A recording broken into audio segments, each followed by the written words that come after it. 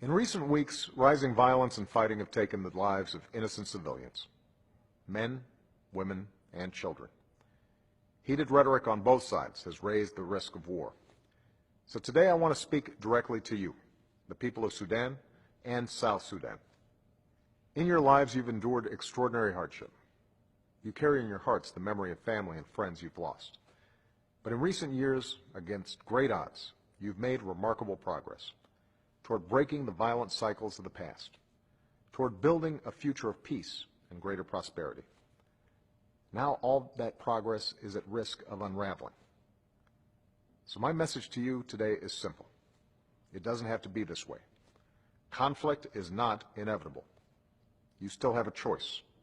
You still have a chance to avoid being dragged back into war, which only leads to one place: more suffering, more refugees, more death, more lost dreams for you and your children.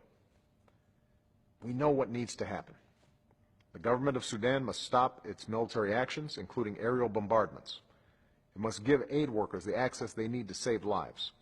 And it must end its support for armed groups inside the South. Likewise, the government of South Sudan must end its support for armed groups inside Sudan, and it must cease its military actions across the border. The presidents of Sudan and South Sudan must have the courage to return to the table and negotiate and resolve these issues peacefully. And all those who are fighting, including in southern Kordofan and Blue Nile, must recognize there is no military solution. The only way to achieve real and lasting security is to resolve your differences through negotiation.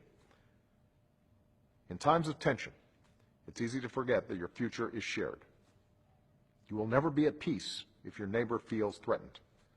You will never see development and progress if your neighbor refuses to be your partner in trade and commerce.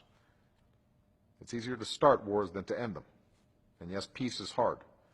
But the forces of history, which sometimes seem so large, are not beyond our control. Your future belongs to you. It is in your hands. You have the power, the choice, to say what comes next, whether your children will live in war or peace.